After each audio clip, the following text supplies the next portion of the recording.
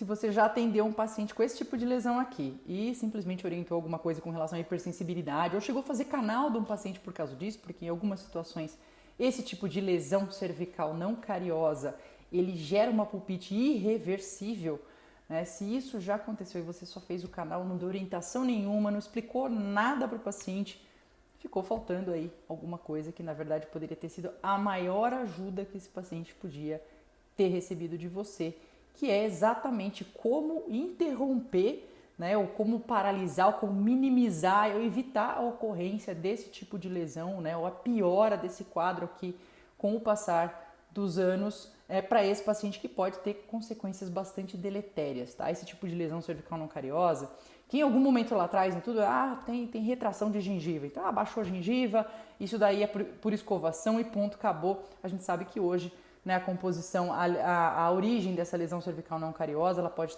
contar com diferentes fatores, desde fatores de dieta, fatores nutricionais, uma dieta extremamente acidogênica, logicamente, fatores físicos, também de abrasão, mas especialmente fatores oclusais que acabam gerando essa microfratura de estrutura dentária bem nessa região cervical do dente. Então a gente pode chegar, né, através disso, a lesões tão intensas quanto essa daqui, né? Por exemplo, esse corte de tomografia, que a gente vê praticamente aí uma comunicação pulpar com esse formato de cunha, e esse paciente fala assim, o menor dos problemas dele quase é ter que fazer um canal, né? Porque a perda de estrutura dentária dessa região é extremamente severa. Aí você fala, Fernanda, poxa, mas se eu pegar, eu vou só fazer uma resina, aí não orientei nada, mas eu vedei isso daí com resina para o meu paciente. O que vai acontecer se você não remove o fator que está causando? Esse paciente está aí com desequilíbrio oclusal, ele tem uma parafunção, ele está fazendo um apertamento, bruxismo, não teve nada disso avaliado. Esse paciente vai continuar com essa microfratura de estrutura dentária bem nessa região, e o que vai acontecer? Você vai fazer a restauração, vai cair a restauração, o paciente ainda vai falar, pô, acabei de fazer a restauração lá, nossa, deve ter usado material de quinta. Por quê? Porque a restauração caiu.